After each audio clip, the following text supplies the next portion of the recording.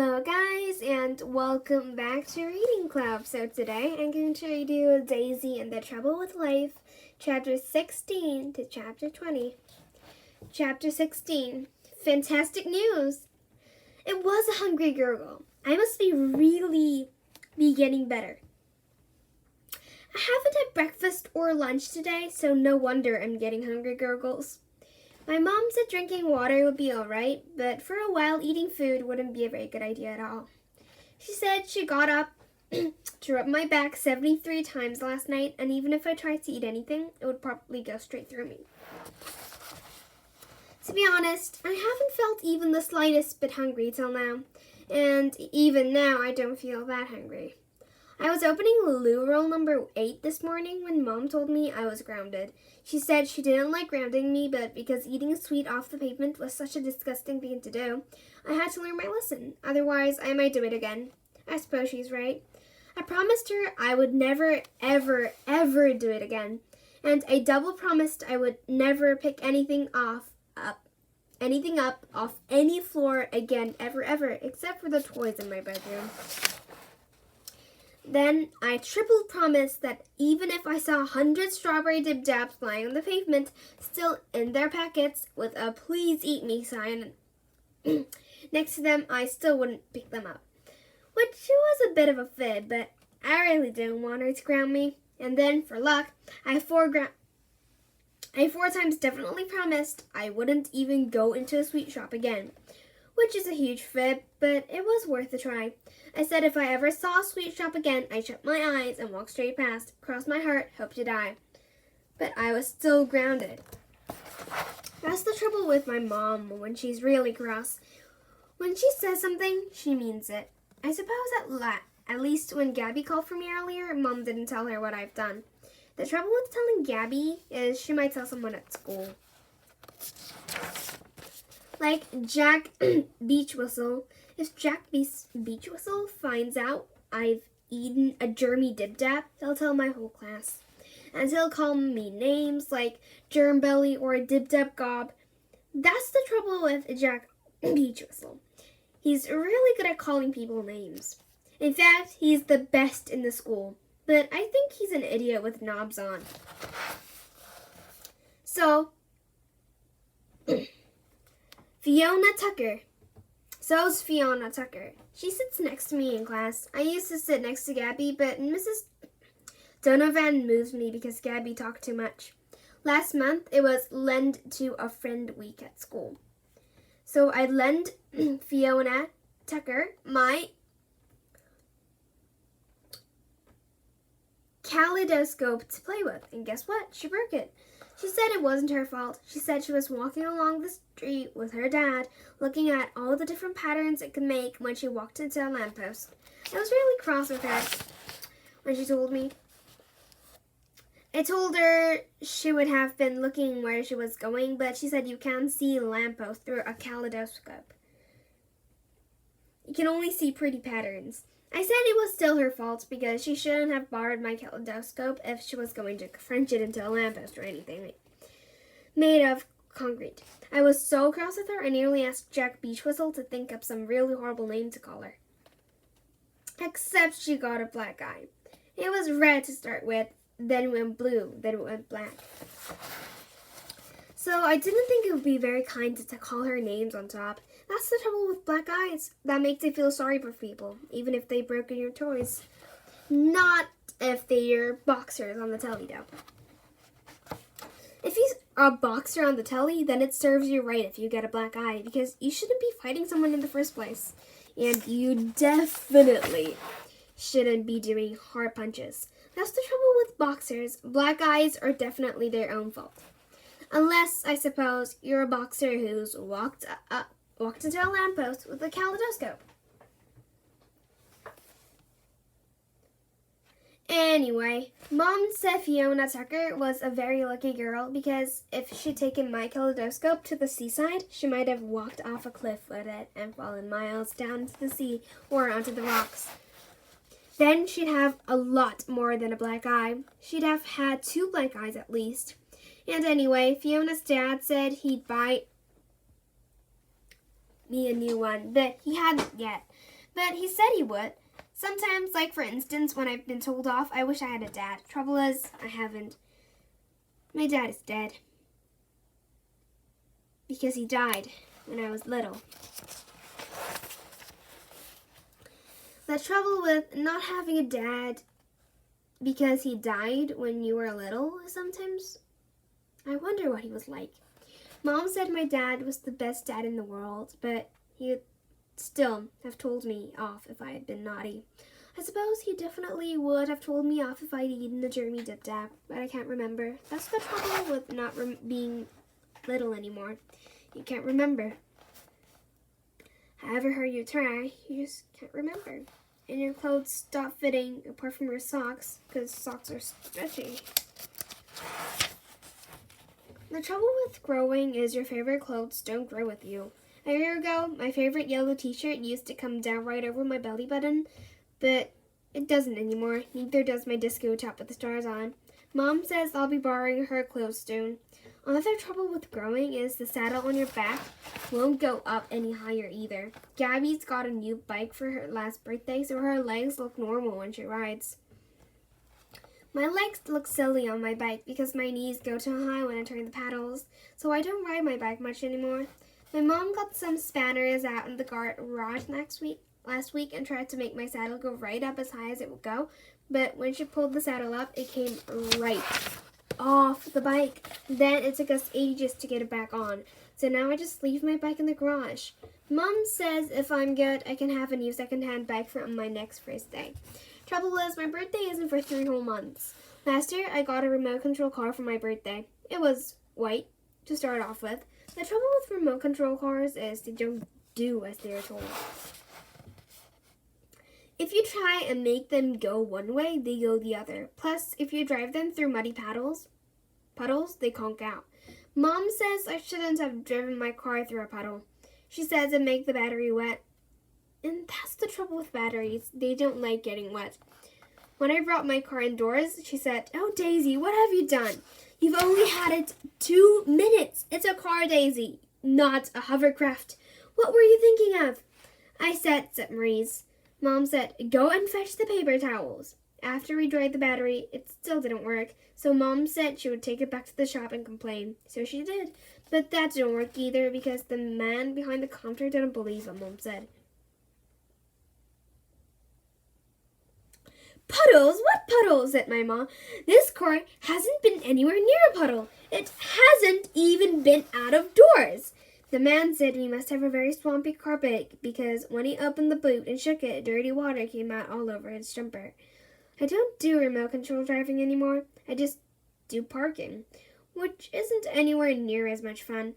Luckily, Gabby says I can have lots of fun on a new bike as long as I promise not to fall off and bend the wheels or drink all the drink in her drink bottle. Trouble is, she puts orange squash in her drink bottle, which is one of my favorite drinks in the whole wide world. Hold on, I can smell sausages. Sausages are my favorite meat in the world. Back in a minute. Chapter 17. I was right. It's sausages for tea with mashed potato, gravy, and corn on the cob. If I'm well enough, Mom says I can have some when they're ready, but only if I'm feeling totally better. Actually, I really do feel much better and hungrier. No gurgles or anything. I really think the dip-dap germs might have gone away. There's only one way to be really sure, though. I'll do 100 How's That Cop pats on the sofa. Start counting now. I'll let you know how I get on. Chapter 18. 200 bounces. 101 How's That Cop pats. And I didn't even want to run to the loo once. No gurgles either. I'm better. I must be better. I wish Gabby would come and call for me now. Trouble is, I'm still grounded. Even though I'm back to normal, I've still got nothing to do. I've still got no one to play with and nowhere to go. Being grounded is even worse when there's nothing wrong with you. I wish I could imagine myself to a faraway place where there's loads of things to do. A place like you see on the telly or in a holiday magazine. Like Cornwall. Trouble is, I don't know any words that rhyme with Cornwall either, so I can't do the magic spell. Me and Mom went to Cornwall for our holiday last year. We stayed in a place called Miva Wishy-Washy or something like that. And it was so far away. By the time we got there, it was dark. Mom says that's because we should have left earlier. She said when you drive somewhere as far away as Cornwall, you need to get up really early to avoid all the traffic. Trouble is, I couldn't find my coloring book for the journey or my other welly. And then when we got onto the big road, we had to go back for my crab line. Otherwise, I wouldn't have been able to catch any crabs. The trouble with crabs is they nip, especially when you try and get them into your bucket. Oh, so sorry. One day, me and Mom were sitting on the harbor with my crab line when this really big crab grabbed my piece of fish. Mom said to count to 10 before I lifted my line, otherwise he might fall off. So I did, and he didn't, but when we tried to get him off the fish and into the bucket, his claws bent right back and tried to nip us, and forwards and sideways. Mom held him over our bucket and tried to shake him off, but he still wouldn't go. Then he did. Not over the bucket, right by my leg. So I panicked, and then my welly fell off into the sea, which wasn't my fault. And the crab fell into the sea too, and my mom kicked over the bucket, and all our other crabs escaped too and fell back into the sea with the big crab. That's where my mom says that they all live now, in my welly.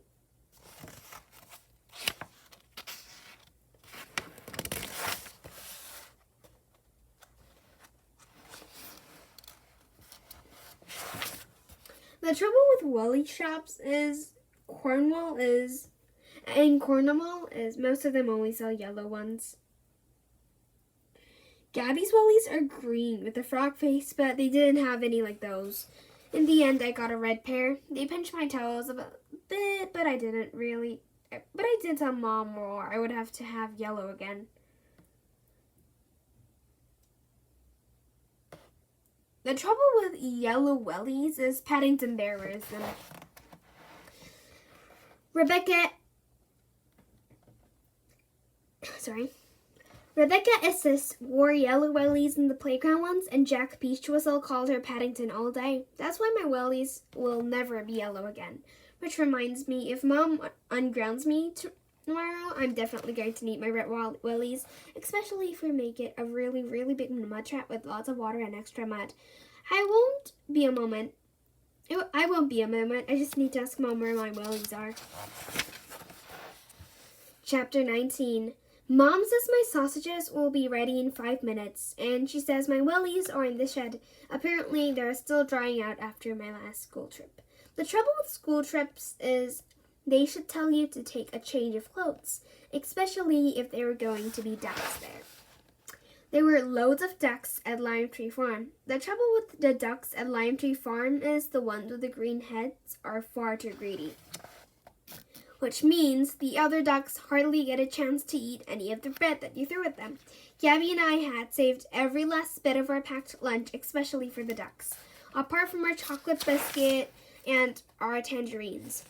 Gabby said the ones with green heads were daddy ducks. She said if you wanted to feed the mommy ducks and the baby ducks, you had to throw your bread really close to their beaks so the daddy ducks couldn't get to it first. The trouble with throwing bread at ducks is it's really hard to get it in the right place, especially if your bread has got strawberry jam on with no tips. Every time I threw a piece of my sandwich to a mommy or a baby duck, it went the wrong place and a daddy duck ate it. One of the baby ducklings were really cute. He was yellow and fluffy instead of brown and fluffy like all the other ones, and I really wanted him to have a piece of my sandwich with that crust on. But even when I pointed to where I was going to throw it, he couldn't get there in time. If I threw to the left, a daddy duck got it. If I threw to the right, a daddy duck got it. If I did a long throw, a daddy duck got it. And if I just dropped it down on the edge, a daddy duck got it. In the end, I got really cross. After about 20 throws, Gabby's sandwiches that completely ran out, and I only had one piece of my sandwich left. It was a really nice piece too, with no crust on and oodles of strawberry jam inside, and I really wanted a yellow fluffy duckling to have it. And then I fell in. It was kind of hoping it was Jack Beach Whistle's fault, but it wasn't. I was kind of leaning over the pond trying to get the yellow baby duck to come to me when a load of daddy ducks all came over to me at the same time. I tried to shoo them away, but when I waved them away with my arm, I kind of lost my balance and fell into the pond. It wasn't very deep, but it was really wet, and the mud at the bottom was really yucky, and my school uniform got soaked.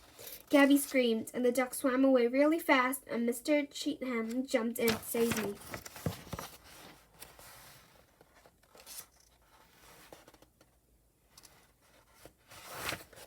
When everyone realized the water wasn't very deep, they all started laughing. Gabby said they weren't laughing at me, they were laughing at Mr. Cheatham.